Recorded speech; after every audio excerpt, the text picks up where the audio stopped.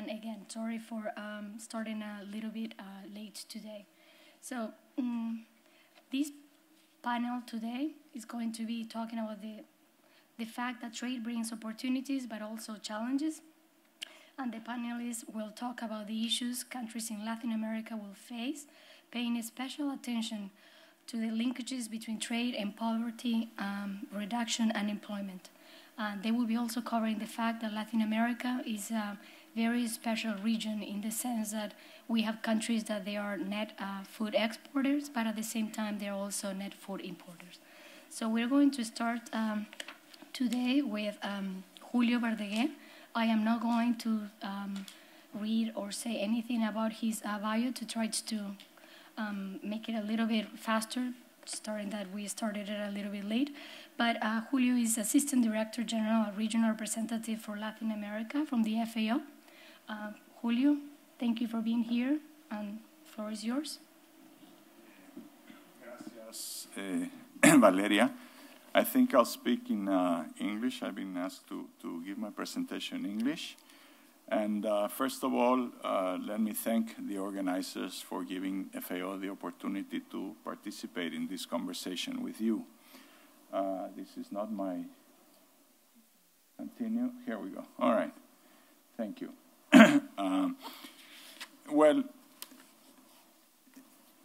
no matter how we look at it, whatever data we use, the fact is that in the past 2 decades, since we began opening and liberalizing our economies, we have seen an explosive growth of agriculture and food trade in Latin America. This includes both primary products, where we've seen an increase of about 650% over the past 20 years or so in exports, and also manufacturers, food manufacturers, which is also about 650% growth. The total value of primary goods and foods exported, it's around 190 billion US dollars. So it's really an explosive growth of agri-food trade. It is often said, and it is true, that the relative importance of agriculture in the overall economy in Latin America in the same period, more or less, has rapidly decreased. It's basically been reduced by half relative to the total size of the economy.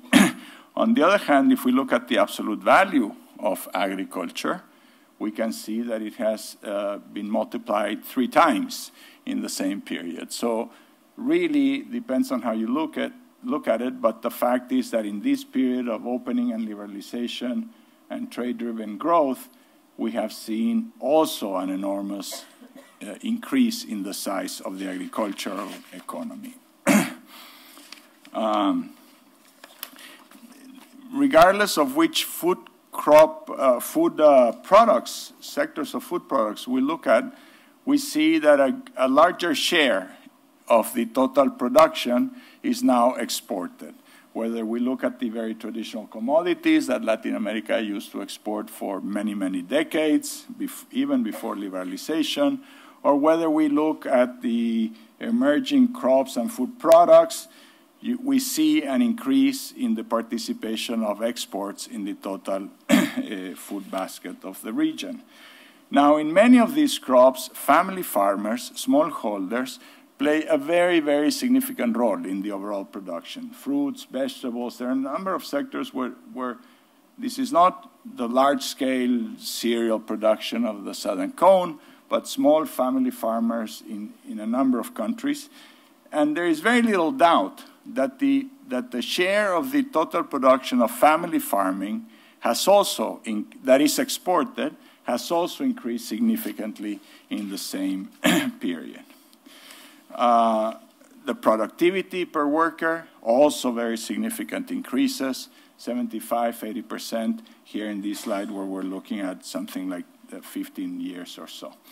So significantly more production, significantly more trade, more exports, larger share of the total production exported, larger productivity, the crops in which family farmers participate, increasing their participation in the world markets.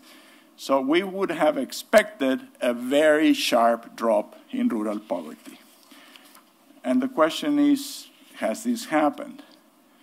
This is an issue that has already been discussed. For example, the World Bank's World Development Report 2008 on agriculture for development already spoke about the Latin American paradox. That report said agriculture is very good and very effective in terms of reducing poverty, but not so in Latin America. The elasticity of poverty was quite low compared to Asia and even compared to Africa.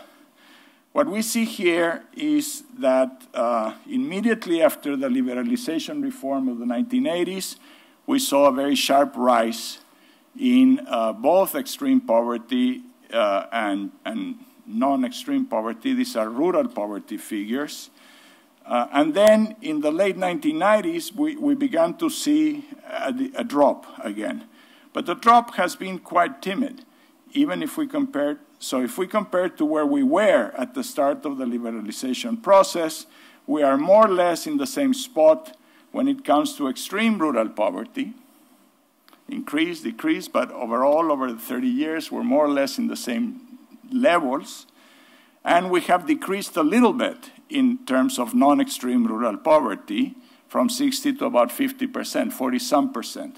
But it's still unacceptably high, seeing those figures of exports, agricultural growth, productivity, et cetera, et cetera. So why has this happened? Why is poverty reduction, in a sense, decoupled from all of these economic development figures? There's many, many factors here. There's no simple solution, but I want to cover today only one. And I emphasize this is only a partial explanation. I don't know how important. I think it's important, but it's only a partial explanation. And it has to do with the participation of rural women in the labor market. There's a lot of talk about the feminization of agriculture, but the fact is that if we look at the formal labor markets, rural women, the majority of them are working today in the services sector, and they have been doing so for a number of years, in rural women. In fact, we see that participation of women in the agricultural sector, formal jobs, is dropping for many, many years, and participation in the services sector is increasing. Slowly, but steadily. Now, this is only formal jobs, the previous slide. So if we look at the rates of participation of women in the labor market, we see that they're extremely low. Less than 50% of them are participating in the formal labor market. And there's a huge gap of about 20 percentage points with respect to men. Very large gap, and this gap is not really dropping. We see that it's a situation that has remained constant for 15 years or so. The other element that is very important to consider is that a huge proportion of the total labor of rural women is unpaid. You see the figures here for, 8 or 9 countries. And the range is from 60 to 90% of the total labor of rural women is unpaid work. And the difference between the amount of unpaid work of women and men, rural men and rural women, it's huge. It's completely huge. So we have low participation, a lot of unpaid work, and I think this is a factor that leads to this other figure. What we see here, the dots are the decrease in the poverty rate that we already spoke about, extreme poverty on your right, non-extreme poverty on the left. The dots are the poverty rates, and the line represent what ECLAC calls the feminization of poverty index, which refers to how many poor women per poor man. What we see here is that in the 1990s, we had about 107 poor rural women for each 100 poor rural men. And today we have about 116 poor rural women per 100 rural men. So these figures would suggest that most of the people that are getting out of poverty tend to be men, and that a fewer proportion of women are, getting out of a poverty situation. So what does this have to do with trade, or what can we do with trade? Well, I decided to talk about this because there's this modernization of the Chile-Canada agreement, which was signed in June or July.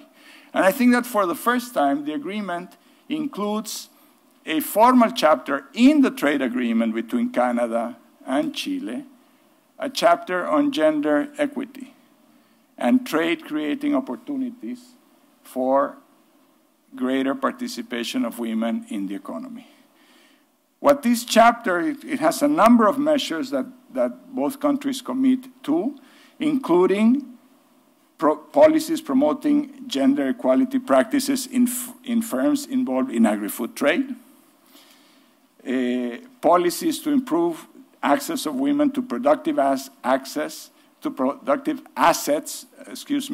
but also to economic development services, and very importantly, committing both countries to monitor and reporting progress on gender equality as it relates to trade. So I think this is a very important development to recognize and to give visibility in the agreement itself to the issue of saying we need to do something, because it's not automatic that more trade and more economic growth driven by trade will improve the opportunities for women. Of course, it's not only trade. This needs to come together with national policies to actually allow women to participate in the opportunities of trade. In Latin America and the Caribbean, I think very, very importantly, we need policies and programs to promote greater participation of rural women in the non-farm economy of rural areas. Most of the policies and programs tend to think of rural women as farmers, and we've seen that most of them, when they enter into the labor market, they enter into services and other sectors. But also, of course, for those 40% of women that remain in agriculture, we need to support collective actions and other forms of participation, because poor women are not going to solve the problem, each of them on their own. Thank you very much.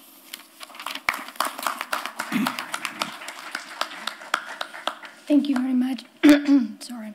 Thank you very much, Julio, for giving us such a detailed description of the economic and social situation of Latin America, and also for doing the link between the importance of including women in trade agreements and also the gender equality into them. Now we're going to move towards Eugenio Diaz-Bonilla. He is the head of the Latin American program at IFPRI, International Food Policy Research Institute. And Eugenio today is also going to give us a general view of Latin America and the linkage between trade and employment. So Eugenio, welcome. Thank you. Thank you very much.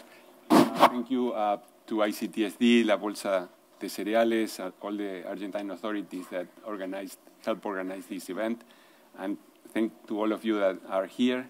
Thank you also, Julio, for the very nice presentation. It makes my life easier because I'm going to just present some complementary facts and then a different set of policy implications. The one that Julio mentioned is crucial, gender. There was, as you know, a special chapter or discussion about gender in trade issues at this ministerial for the first time. So I think it was key to highlight that. So I'm going to add some additional context or facts about Latin America, and then some trade policy implications. Remember, usually there is a confusion. We have to differentiate trade, which is separate from trade policy, and within trade policy you have trade policy as border measures, WTO-related trade policies, which are border measures plus a lot of domestic measures, and then you have a lot of macroeconomic factors that affect trade. So we need to be very clear what we are talking about when we say trade policy. Usually macroeconomic factors are more important than trade in some of the debates that we have. So the trade policy implications, I'm going to focus mostly on the WTO-related trade policies. So the first point, as Julio mentioned, is Latin America increased participation in world production. Is the moved from about 11 to 13% of total production measured in purchasing power parity. But no, Latin America cannot feed the world. You know, China is 23% of the world production. So Latin America is important in production, but it's just 13%. But it's very important in trade. Latin America basically surpassed the combined value of exports, net exports, exports minus imports, of US, Canada, Australia, and New Zealand. If you put all of them together, it's the broken black line. Latin America is the red line. And Latin America now is the largest net food exporter region of the world. So Latin America is important on the margin to stabilize prices and quantities in trade, but cannot feed the world. But this was certainly related to productivity, but we need to recognize that also it was related to expansion of area, and the expansion of area was related to decrease in forest. So Latin America, basically from 1990 to 2015, 83% of the forest that was lost at the world level happened in Latin America.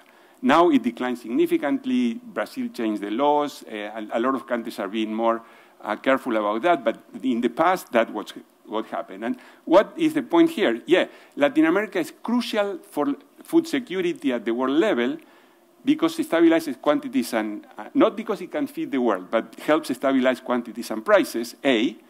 But B is crucial also in terms of biodiversity, carbon sinks, oxygen. So Latin America has a dual global role that it's very difficult to reconcile if we don't invest a lot in R&D, in governance of natural resources, et cetera, in efficient and equitable rural development policies.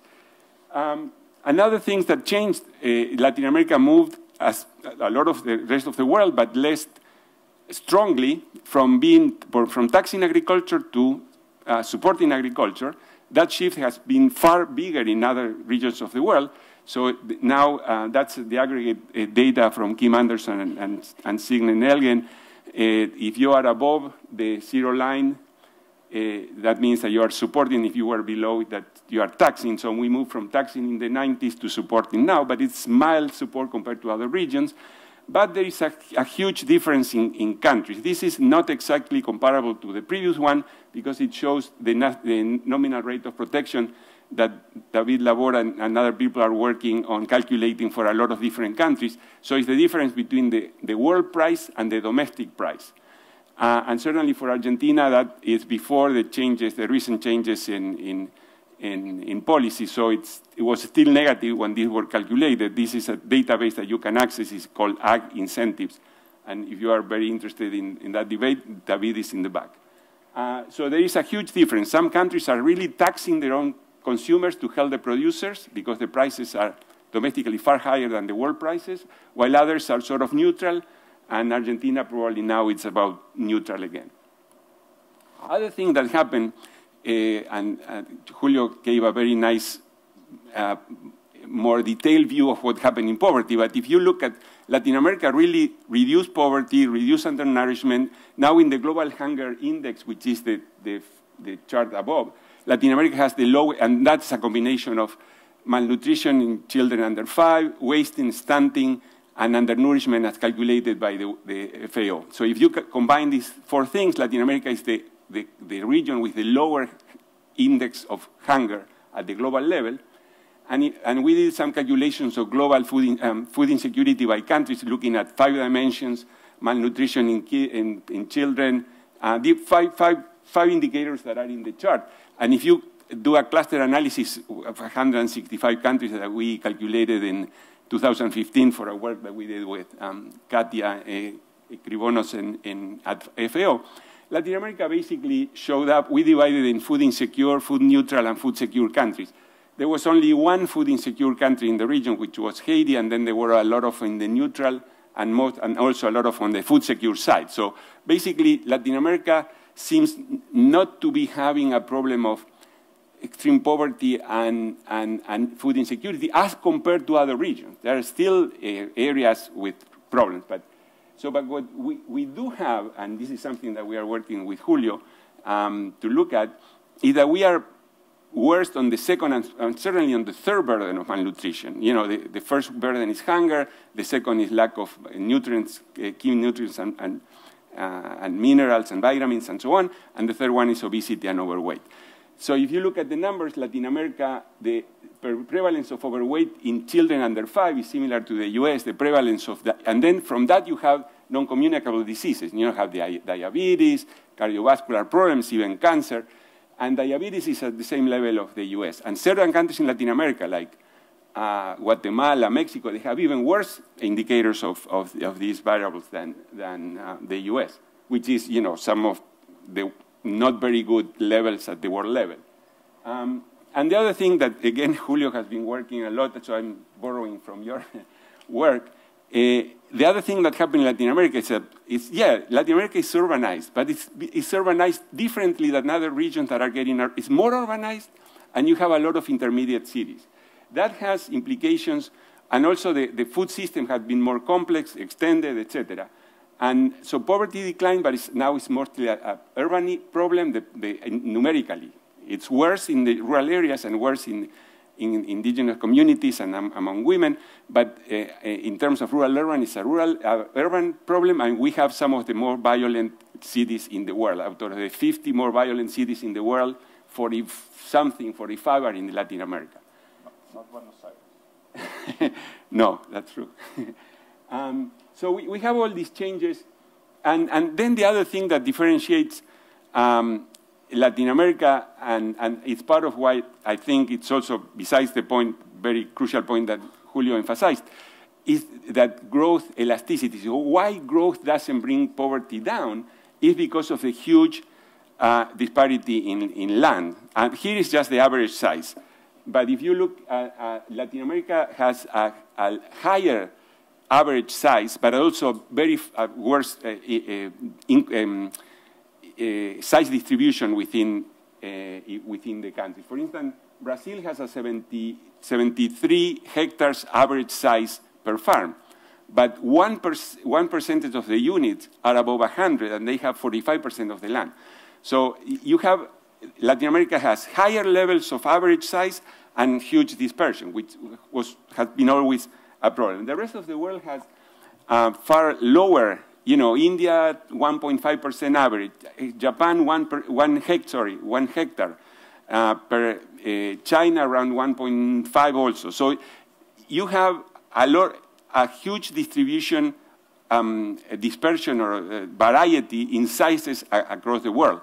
And that has a very crucial implication for the negotiations here, because when the US and Europe negotiated in the 90s, they were about the same level of income, and the sizes, US is about 180 average size per farm. Europe, now they say 16, but a lot of the producing countries are between 20 and 50. So that differences in sizes make the negotiation very difficult. And imagine now, we have 150 million farmers in India, average size 1.5. We have 300 million farmers in China, average size 1.5. And then we have, you know, Australia, on the other hand, has 3,000 per average. Argentina has 500 per average. So it's very difficult to get a common ground on this overall policy. So I'm going to get to the conclusions. I think we need, in terms of negotiation, we are still very much focused on the primary or barely processed products.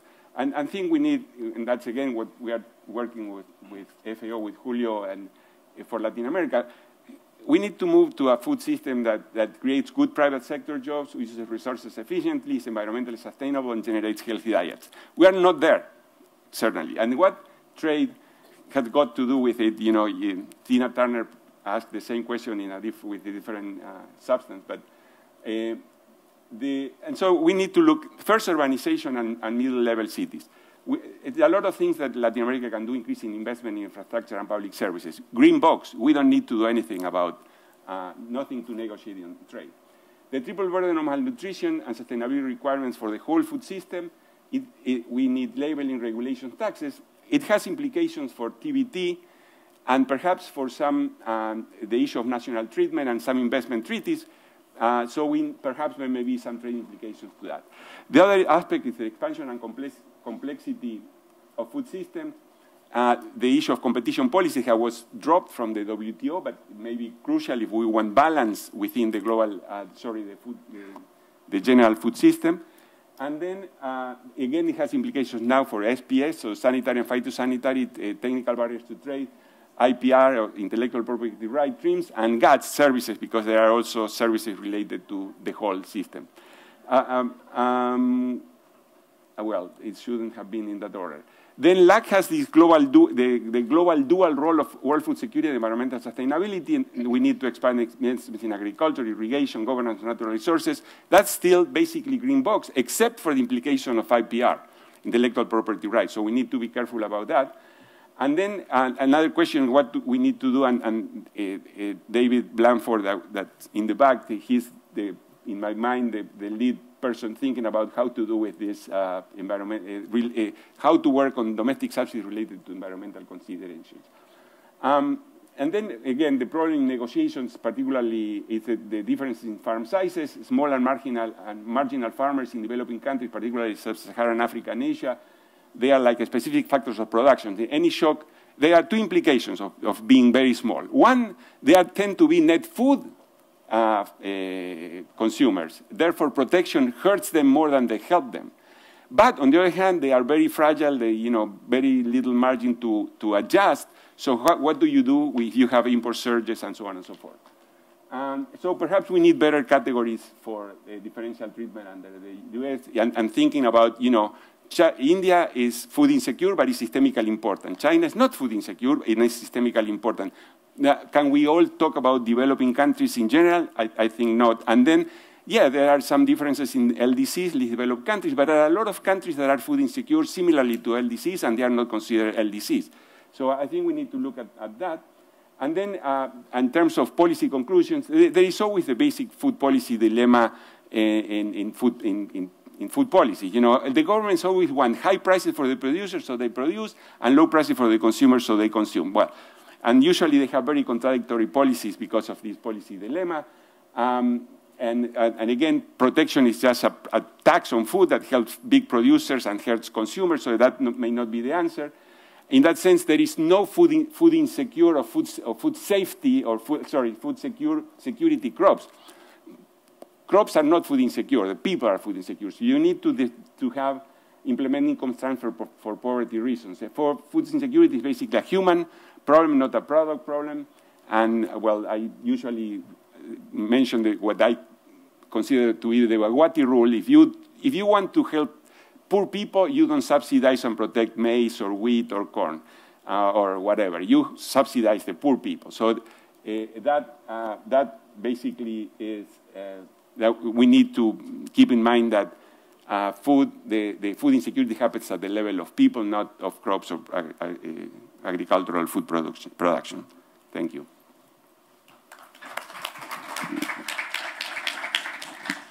Thank you very much, Eugenio, for complementing Julio's analysis of the economic situation of LAC, and to also bring to the table urbanization, land size, and other special characteristics of Latin America, and also the comparison with other regions to the world. You also brought some solutions to the problems Latin America is actually facing right now. So thank you very much for that. And now we're going to switch gears a little bit. We are going to, Katia Krivonos is going to talk now, and she is going to go more into specifics. So she's going to go over some case studies. Katia leads the work of the trade team in the Trade and Markets Division from FAO. Katia, thank you. Thank you.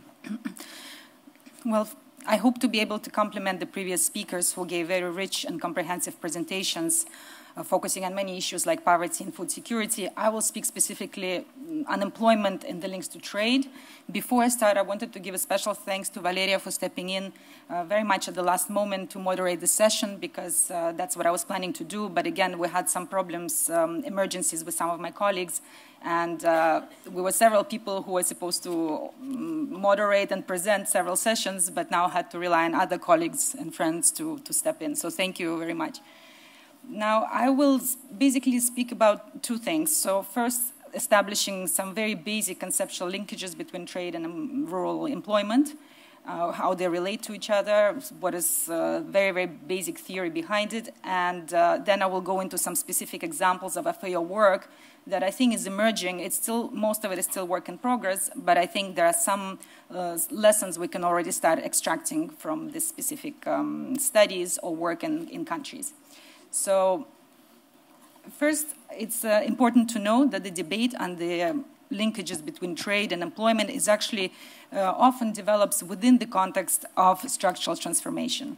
And if you look at this very simple graph, it's clear that as countries develop and grow the GDP, actually the agricultural share in the GDP, but also in employment, declines very rapidly and quite drastically. So in developed economies, agriculture accounts for a very small share of GDP, in the range of 1 or 2%, really. And then employment is really also minimal. But manufacturing, actually, it's usually kind of an inverted U. So in the beginning of with the growth process, there's manufacturing jobs as a share of the total are rising, but then they start declining. And so really the majority of the labor force transitions into service sectors. So this is something that kind of sets the stage also to understand, because globalization and trade openness kind of tends to accelerate some of these processes. Now, the standard trade theory predicts that, of course, trade openness affects prices and quantities of goods, which in return affects the reallocation of factors of productions and returns to those factors in production. So when we look at employment, and specifically rural employment, of course, with trade openness, there are some sectors that expand, and the returns to factors used in these sectors could increase, but it all depends on the comparative advantages, on the conditions that are in place at the time of trade openness. So there will always be some employment effects, there will be wage effects, but also at the household level, and in particular for rural economies, and especially for smallholder farmers, the decisions of production and consumption are closely linked. In fact, the decisions are made as part of the same process, and therefore it can be very difficult to actually attribute the changes in trade openness to the final changes in welfare, because prices could affect differently the consumption basket, the productive decisions, the switch to, for example, non-farm employment if the sector is not competitive in the trade openness scenario. So these are very complex linkages that work in different directions. But on the whole, farm labor allocation, the decision whether or not to take a secondary job or to transition to a city, these decisions are clearly affected by trade openness and the increased competitiveness, the increased competition from imports, but also in the opportunities that the export sector provide. With regard to opportunities, clearly improved access to new markets, new opportunities. They do provide new perspectives, but to take advantage of them, there are a number of conditions that have to be in place that are not always in place. Technology transfer is one very important thing that also drives some of the benefits of trade if sectors and companies and farms can adapt these technologies in advance and increase their value added. Challenges clearly is competition from imports. When we look at the rural sector, agricultural production that can erode incomes, lead to informal employment or even exiting agriculture altogether. There are a number of market failures that impede mobility of workers. Of course, labor is never moves as smoothly as theory predicts, and there are a whole number of constraints to switching the sectors at the national level. One of the studies that we are now working on with an external consultant is looking actually at the effects of trade openness in Peru. So as the first thing we note is that trade openness has increased drastically. Trade openness is defined by imports and exports as a share of value added of the sector. It has been increasing very rapidly up to about 2012-13, and there in some sectors there is a decline, like for example in mining. So this drivers, if we look at what I explained previously and the linkages to the production and consumption, it of course implies that there will be some changes in the composition of employment by sector. It's not that clearly shown here. However, Of course, in the rural areas, agriculture employs most of people, and then in urban areas, services is the biggest employer. However, in rural sector, services is also an important source of employment, and at this point, there's a lot of literature that looks at the secondary employment of farm employment, and this is becoming an important source of income. The finding of this econometric exercise actually show that there is quite, not particularly high, but significant and very robust effects of trade openness on wages that are negatively affected by trade openness in both rural and urban areas, in all the sectors. And actually where the positive effects are seen is in the self-employed and business owners sector. So these people gain from trade openness. The probability of having a secondary job or being self-employed actually increases with trade openness. But also the probability of being unemployed decreases. So actually what we have is with trade, in this particular case, that with trade openness we have more employment but lower wages.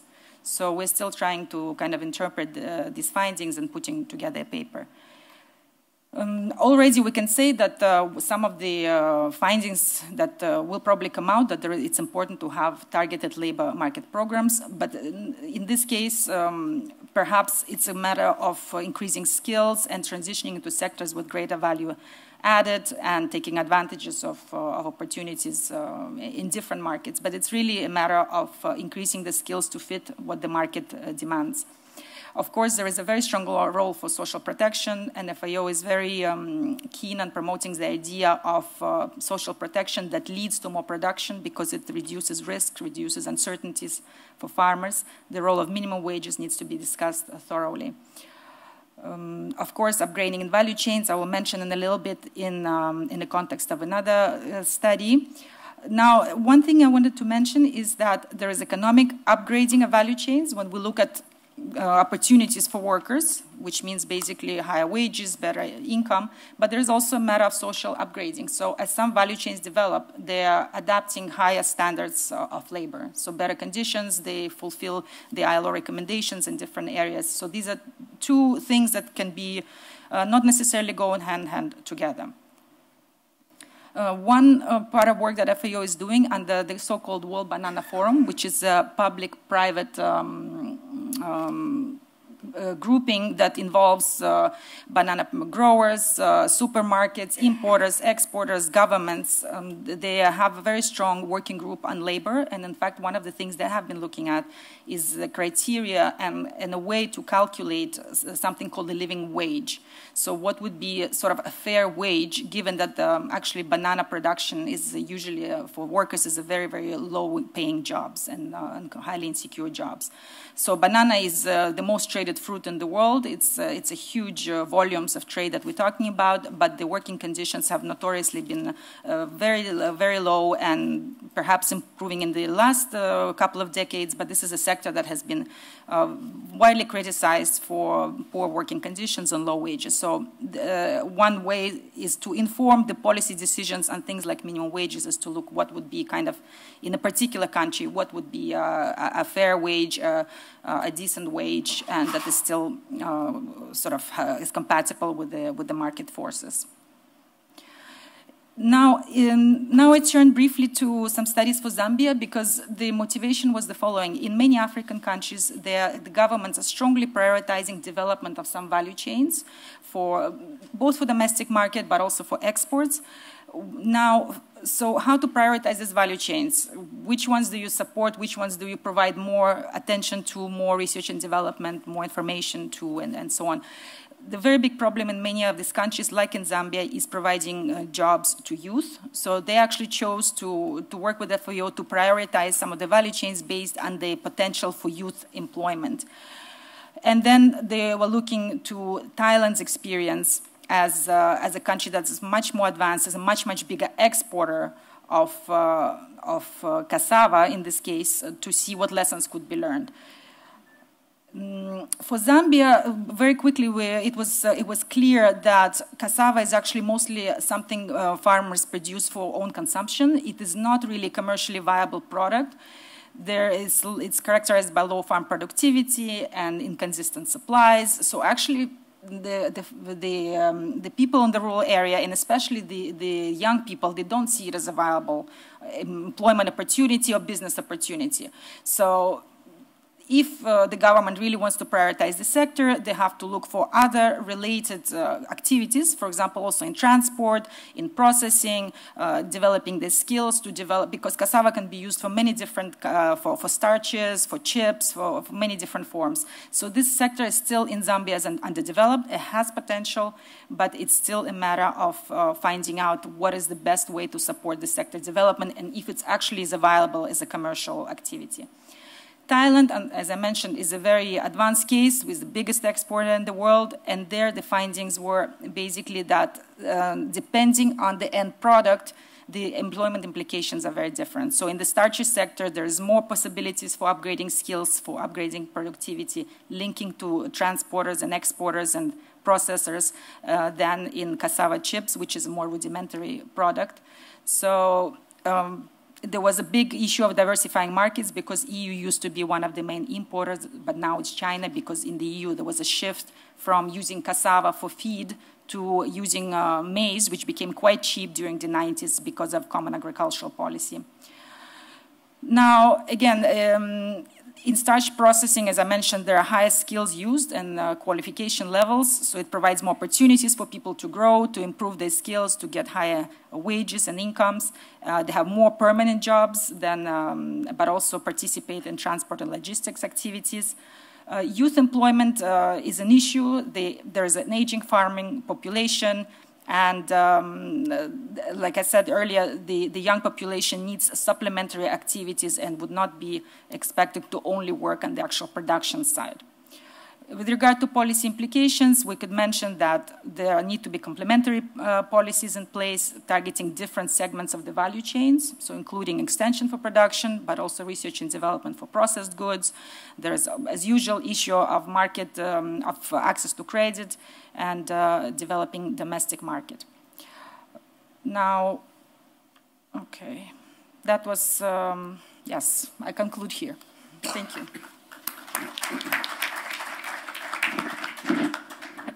Thank you very much, Katia, for bringing the linkages between agricultural trade and employment, and also to talk about those case studies in which one was for Peru, for trade openness or liberalization, and then the other case studies about what you call the,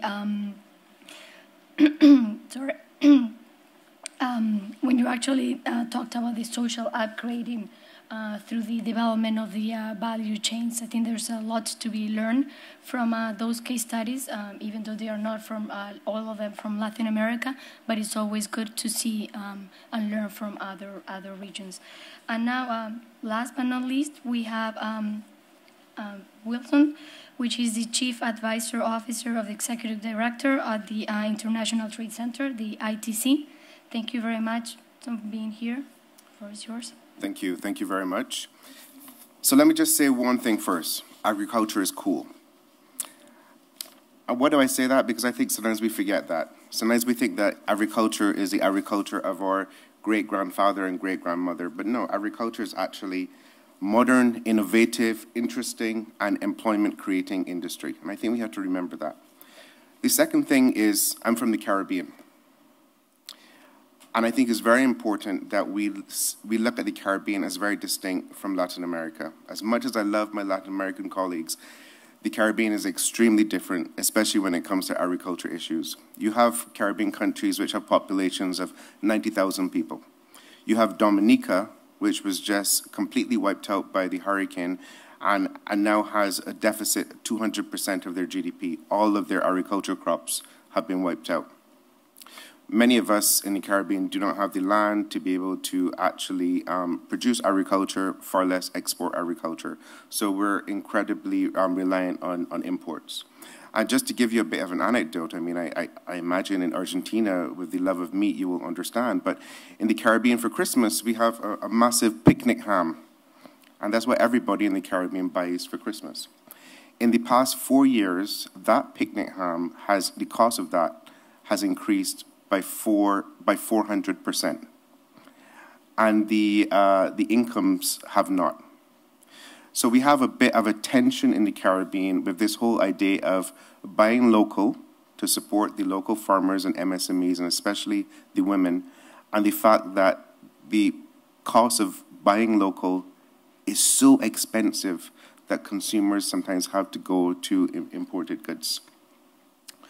So the International Trade Center, which is the organization I represent, is the joint development agency of the United Nations and the World Trade Organization. And I just want to mention something that one of my colleagues had referenced, women. And we were very much the guiding organization behind the Women in Trade Declaration, which was presented yesterday, signed by 120 countries. And I think that having a discussion on women and trade is going to be extremely important to share practices, to share experiences, and to learn from each other. So I just want to talk about a few policy-related things, and then at the very end, I'll talk about an initiative that the ITC has launched called Alliances for Action.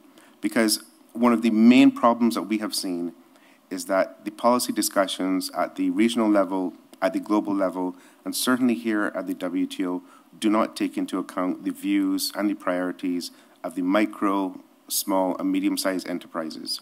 I'm a former trade negotiator myself, and I can tell you that those countries which were able to negotiate some of the best outcomes were those which had the knowledge of the private sector behind them, which had the data, which had the intelligence. And those who unfortunately were at the sidelines of the discussions were usually those that did not have the internal mechanisms in their countries to be able to capture the views of their constituents.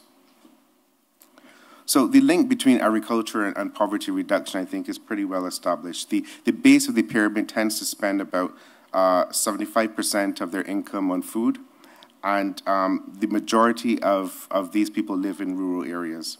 In the developing countries, it's about 50% employment for agriculture and rising to about 70% in the least developed countries. But agriculture and development, they've always been very uncomfortable roommates. If you followed the agriculture discussions in the WTO for the past 20 years or so, you will understand this. And the common theory, and the evidence supports this, is that the more a country develops, the more it moves away from agriculture, and the more dramatic the decrease in the employment share of agriculture in total jobs. But output and productivity tends to increase with the development of an economy. So, for example, in 2015, the employment share of agriculture in Latin America and the Caribbean was 14%. In the EU, it was 4.5%. In the US, it was about 1.6%. But the agriculture value-added output per worker was 7,000 US in LAC, about 29,000 in Europe, and about 80,000 in the US. And there are many issues at play here. Developed countries generally have more homogeneous crops. There's economies of scale, more developed markets, and of course, subsidies, which we will not talk about here today. But this tells us two very particular things. Agriculture can be a productive and income-generating sector, but the money tends to be more through agri-processing and more value-added. And this very much depends on technology transfer and innovation, and very importantly, addressing barriers to entry to markets. And this is not tariffs. Tariffs is 20th century. It's about non-tariff barriers. It's about SPS. It's about TPT. It's about rules of origin. It's about price volatility. It's about lack of understanding of the export potential of crops in the developing countries. And there's a huge disconnect between some of the basic primary crops produced in many developing countries and the demand for these products. The price differential between what a farmer sells their products for and what the consumer pays for is astounding. Take chocolate. So I live in Switzerland, where the ITC is located. Whenever people hear Switzerland, the first thing they think about is, or maybe the second thing they think about is chocolate. Switzerland doesn't have one cocoa plant within its borders. Yet the premium on Swiss chocolate is incredible when compared to the price that the producers in Ghana, for example, get. The same for coffee and tea. I mean, how many coffee farmers in Colombia or Jamaica or Rwanda have ever heard about a double whipped cream mocha chocolate frappuccino with a dash of soy milk? None of them. There's a huge disconnect with the value of the products that many of these MSMEs are producing.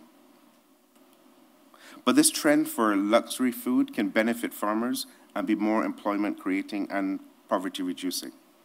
Conventional coffee sold by roasters has an approximate $4 per pound price tag. The export price is a little over $1. Specialty coffee shops buy from roasters around $17 a pound. The export price of these specialty coffees is just a little over $5. So we can see the markup. We can see what happens when the value addition is not inserted into the value chain in developing countries and least developed countries. Now, private standards and voluntary standards has a lot to do with how these value chains can be developed. And just yesterday here at the TSD, ITC launched the sustainability map in Spanish. And this is a fantastic tool for producers at all levels to be able to understand and map themselves against the voluntary standards that are out there.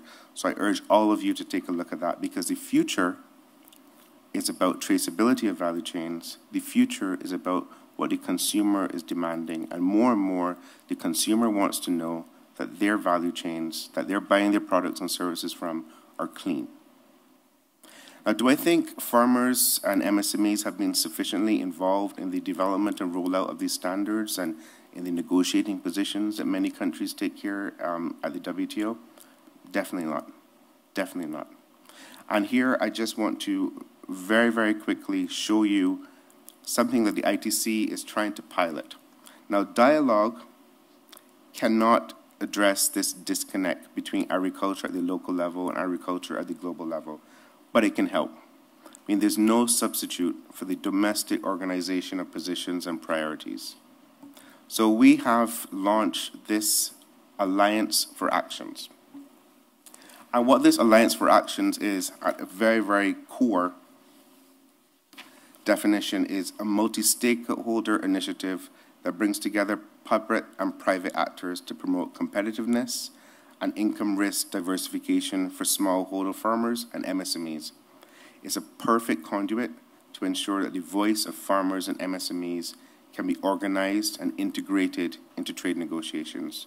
Now, this may sound very familiar to many of you. It's almost like a trade union for MSMEs, but you would be shocked by how few developing countries, including in the Caribbean and Africa, have these kinds of domestic organizations and domestic conduits to be able to pass the priorities up the internal value chain.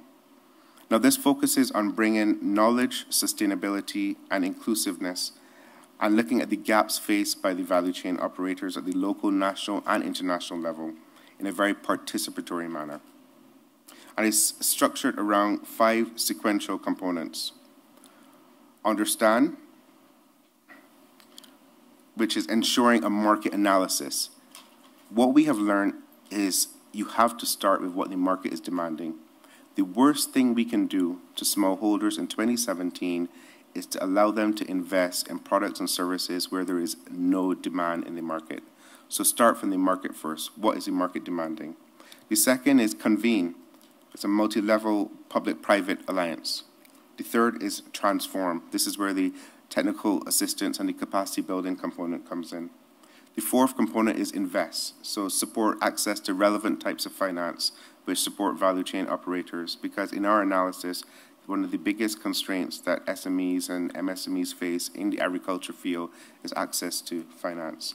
And then the fifth issue is impact, participatory value chain based on monitoring, evaluation, and communication. Now, an example of this is what we've done in the Caribbean. So we have a project on coconuts in the Caribbean. So one of the first things we had to do was to find out who the farmers were, which is a lot more difficult than you would think.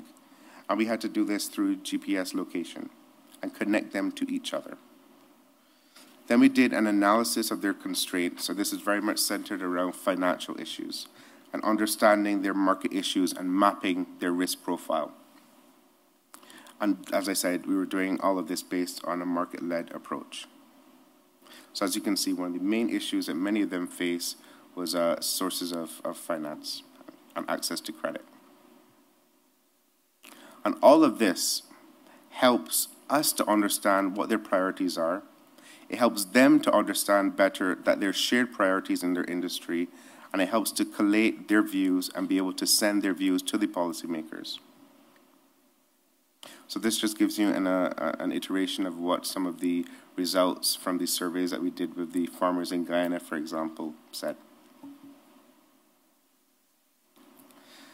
Now, this has led to essentially a regional community in the Caribbean on issues affecting the coconut value chain. It's created national voices, it's developed into a regional voice that can inform the kind of capacity building that organizations like ITC and FAO provide. It can help identify barriers to entry, so address, as I said, non-tariff measures, and ensure that their views are heard by the policymakers when they're out there negotiating on their behalf. We've done this in Ghana, in the cocoa sector. We've done this in Bhutan and Pakistan, in the flower sector, in Rwanda, in the coffee sector, and we're going to be rolling this out as a central pillar of all of our value chain work moving forward. The aim is that, it would work similar to how the trade facilitation committees of the WTO works, which is to ensure that they have a voice and that this voice reaches the negotiators in Geneva, so that the views that are put forward are based on the reality on the ground. So I'll end where I started. Agriculture is cool. Don't forget that. Agriculture is cool. Thank you. Thank you very much, Matthew, for bringing the private sector, the role that the private sector has into the development of the agricultural sector in developing countries, and also to make the point that we need to be looking at non-trade barriers if we want to find and be able to develop the agro-industry in developing countries. We need to be thinking about goods that do have value added and not just concentrate in just export the primary goods. Well, we're going to open now the floor for questions. Anybody would like to start with a question?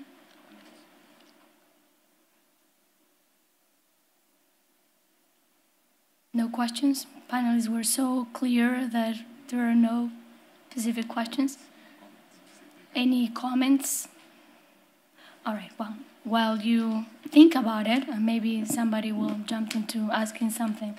I have a quick question for Katia about the case study in Peru that you mentioned, wages, and the small but negative effects of wages for the Peruvians once that they have some trade openness. Do they include the informal sector in Peru, or because data problems they were not included? Thank you. Thank you. Thank you for the question. No, it does not include the informal sector because we had to quantify both the trade flows and employment and wages and some other variables that you cannot find for the informal sector. But clearly that's part of the people who are probably losing from, let's say, trade openness. Probably some of them have turned to the informal sectors. So that's something we're not able to capture. And I don't know if you are familiar with any other works that we can use to improve this, this study.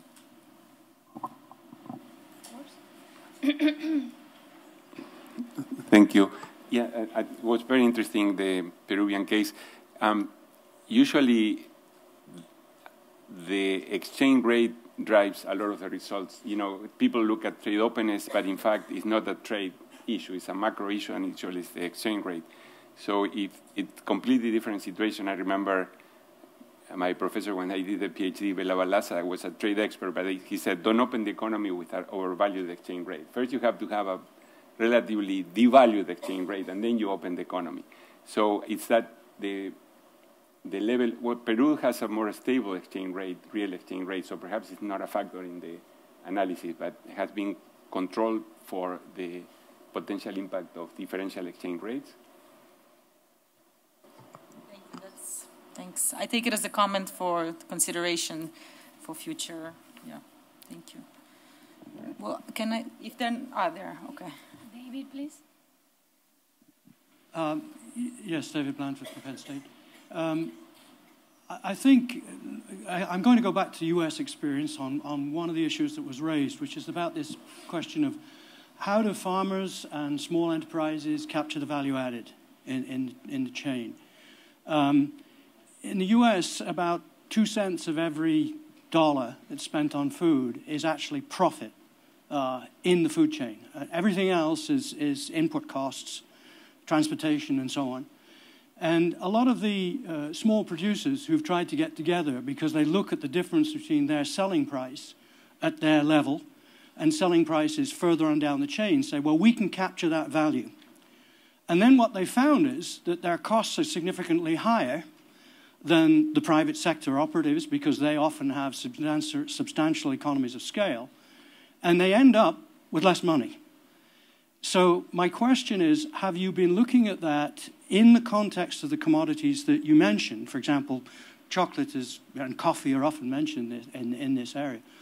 To actually figure out what does it really take to capture the value added in a profitable way, which at the end of the day is what you want. I mean, if it's all taken up essentially by additional costs that you could avoid by going through a private sector operative, let's say, then you're probably better off staying out, right? You've got to keeping the returns that you have to start with.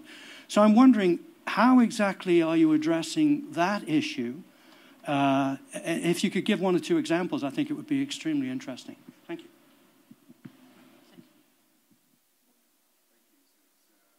It's a very, very interesting question.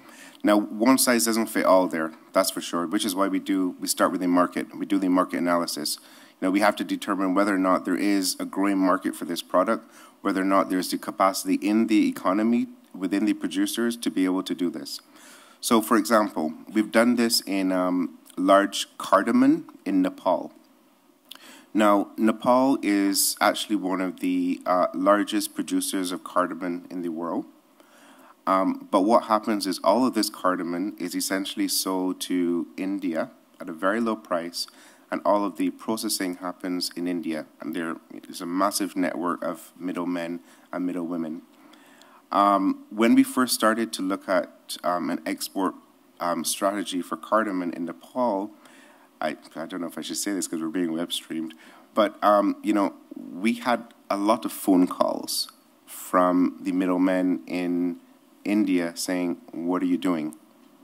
Because you're going to impact on our profits, right? So you have to do a diagnosis. And we did the diagnosis, and we saw that the potential, the export potential in Nepal for them to capture this added value almost simply by connecting the disparate producers within Nepal, by helping them to brand it, which is an extremely important part of adding value. Branding this black large cardamom as a product of Nepal, helping them with the packaging, with the marketing, all of those kind of upstream components are very, very important in terms of adding value. So, for example, I think that we have some potential in cardamom in Nepal. We've just done the same thing with mangoes in Senegal. Before, you know, Senegal would simply just sell their mangoes. And now we've helped them to sell dried mangoes, mango jam, to do the packaging properly, to have a label around mangoes in Senegal. And you see that the producers are actually capturing a much larger proportion of the value than they ever had before. So it's not one size fits all. I agree with you that sometimes it probably makes more sense for the MSMEs to remain in the kind of operation that they're in, rather than try to make it on their own, because then, you know, the profit margins are simply too low. But there's a huge amount of potential there in the developing countries in many different sectors to be able to add value within the country. Thanks. Matthew. Well, if you're still very shy, there we go.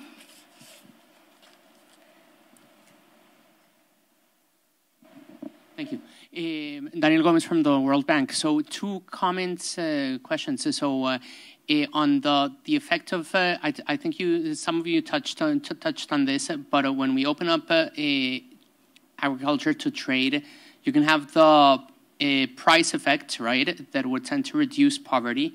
But if for small farmers that also consume that good and gain the income from that good, the production side, they could have a negative effect via incomes, right? So I guess that we do tend to think that opening agricultural goods to trade is a pro-poverty reduction strategy. Not so clear if you're the producer. So how do we deal with that? And the second issue, I want to push back a little on the final comment on the need to add a value added to agricultural products and not just export the raw agricultural good. We can add a value at different stages of the supply chain, right? And I think that what we're seeing is that there's a lot of value in exporting fresh produce, right? So there the issue is that those who are adding value to trade in agricultural products are the logistics, for instance, right? So those who manage to bring the fresh produce from a country in Latin America to Sweden in the winter, right? And then it's natural for that segment to capture the value. So what would be the value sharing schemes, or is it just the nature of trade that is leading to precisely the value to be captured where it's produced, where the just on time trade aspect, right? Thank you. Any takers? Well, I think the first part of the first question, you have a statement before the question, which is trade openness leads to poverty reduction in rural areas. Or you didn't say in rural areas, you said, yeah. Well, the majority of rural people are net buyers of food in Latin America, by far. The very large majority of rural people are net buyers of food. Very, very large majority. But if you look at Latin America, you have countries that have opened a lot and have done very poorly in terms of poverty reduction. You have countries that have opened a lot and have done very, very well in terms of poverty reductions. You have countries that have opened very little and have done very, very well. So I don't think, really, that after 30 years, we can still make that statement in Latin America without a big question mark. And to understand why, under certain conditions, opening the economies had a very strong effect on poverty, and in other conditions not. I think we need to make this much more of a question rather than a statement.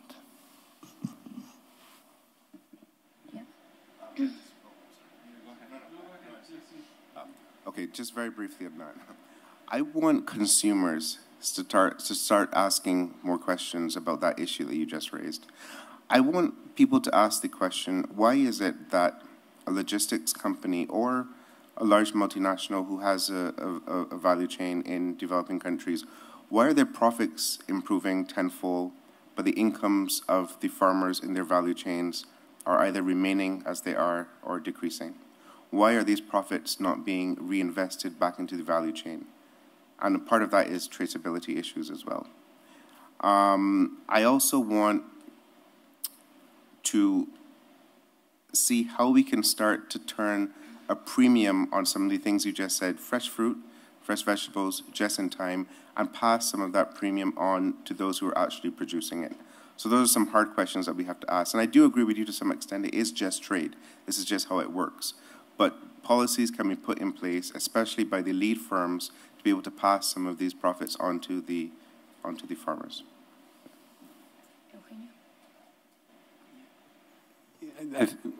The point that Daniel mentioned, it's a key one, and I agree with Julio that we need to be more nuanced in the analysis, because one of the things that always I didn't like in some of the discussions about openness and growth, openness and poverty, is that we need to control for the structural factors, A, and we need to control for the exchange rates.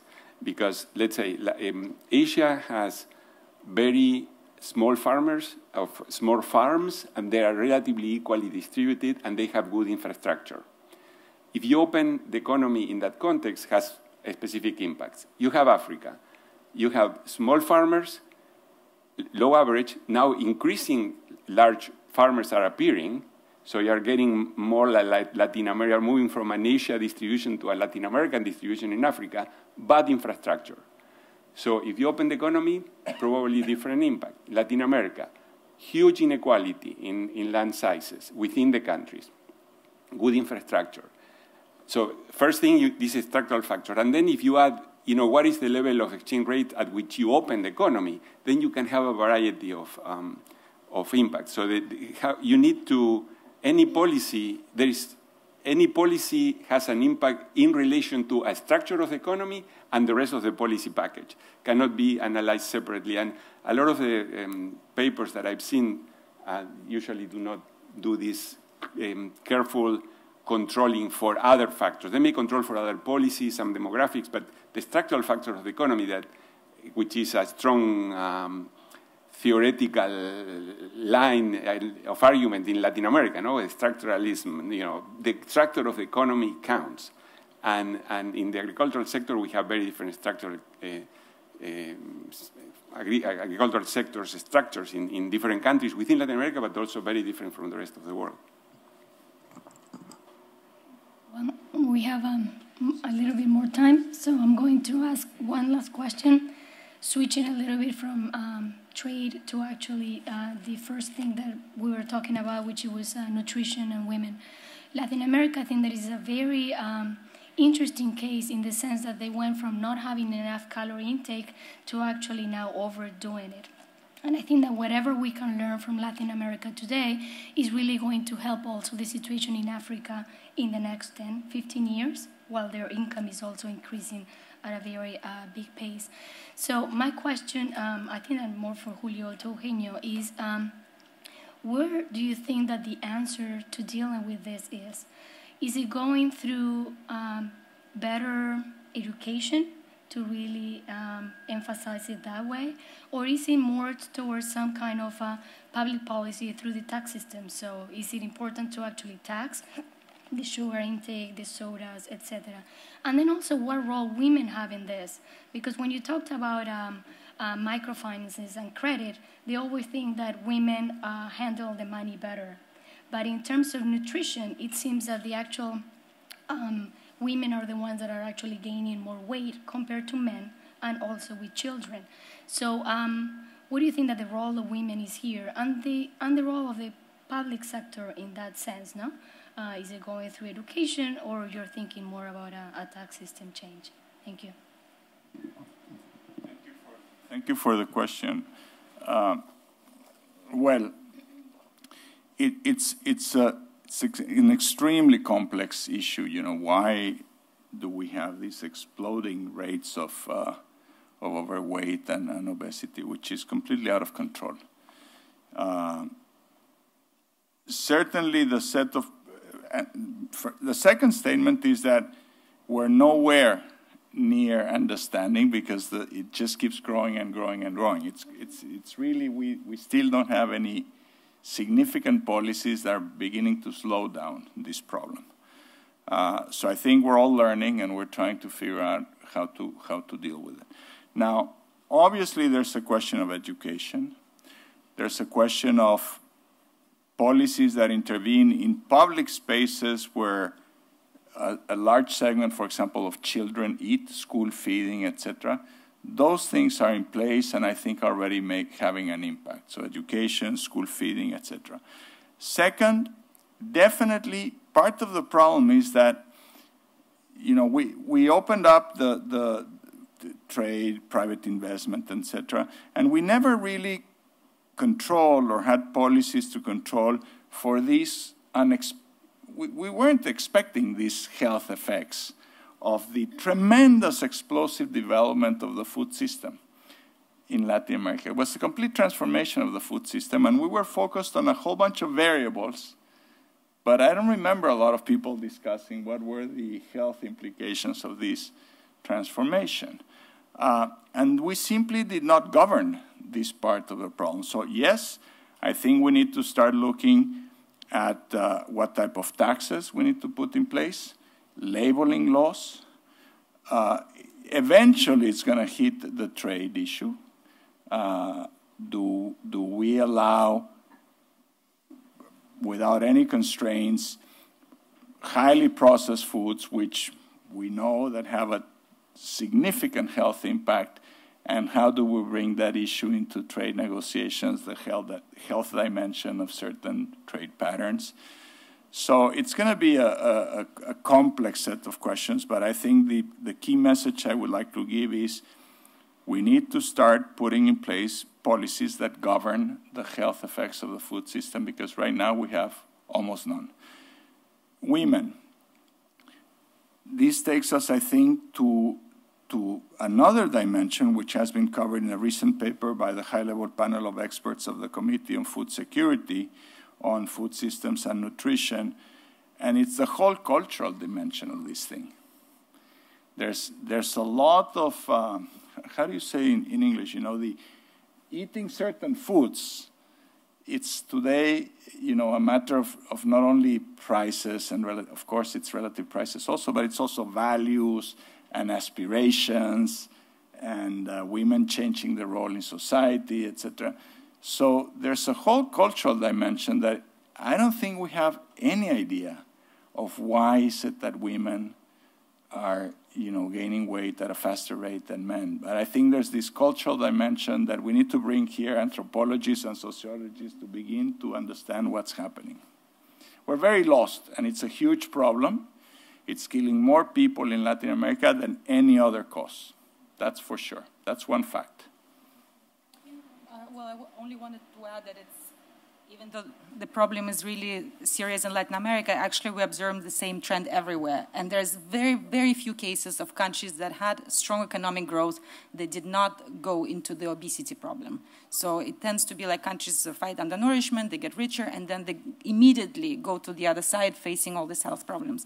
We had actually extensive discussions in FAO headquarters on the role of trade in nutrition, and there are many debates, and we have we have commissioned some studies, and there was an expert consultation on this topic last year.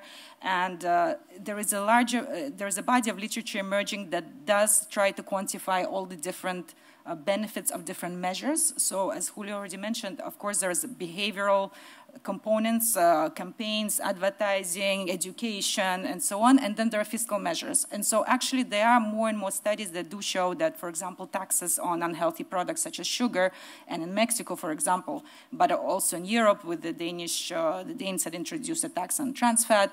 So there are, not in all the cases, but there are more and more studies that do show that they did affect the consumption. But it is always seen as a sort of a nudging mechanism that can influence behavior in a certain way. It will not shift completely the picture because you have to have viable alternatives in place. So if you increase the price of something, let's say 10%, but you have a better alternative that is a good price, that it's healthy and available, why not? People will do it. And I think we have a lot to learn from the sort of the history of cigarettes because as Matthew said that agriculture is cool, people realize after a while that cigarettes are not cool, and that was really the game changer. And it was a combination of taxes and awareness raising. So I think for nutrition, we can probably take something from that. Only one last point I wanted to mention is that generally speaking, if we want to target processed, high sugar, high fat foods, it's probably more effective to have a tax rather than a tariff, because the only thing you would have achieved with tariff is prioritize domestic production, and you could have the same exact production happening domestically. So in fact, in some countries in Africa where they did introduce tariff on high-fat goods, they then switched to a tax, and then it becomes non-discriminatory but has the same effect. I just want to say... We have two minutes. Yeah. 30 seconds. Completely agree that, we have to do these things in tandem. We can't increase the taxes on certain goods and not give viable alternatives. And then we also have to look at the small farmers who may be behind the production of some of these goods that we want to tax. So I'm no fan of cigarettes. But however, I sympathize with the small farmers, the small tobacco farmers, who because of the decrease in consumption of cigarettes are now in very, very, very difficult positions because all they're focused on is tobacco farms. So we have to make sure that we take care of those small producers who are behind the scenes in producing some of these goods that we may want to tax. Thank you, Matthew. Eugenio. Quick point that we are starting a project with FAO, with Julio, on this specific topic, but so by the end of 2018, we will have all the answers. No, we promise that. We promise that. That's. I think we actually ran out of time, so we can have. We actually ran out of time, but we can have that question then after we are getting next. Well, thank you very much, everyone, for this. It was clearly that we learned that all countries are different, and if we really want to make a difference, it is important to really understand the specifics of each of the countries we want to make a difference in. Again, thank you very much, and I apologize for losing my voice. I hope it wasn't that painful to listen it, but thank you very much for everybody.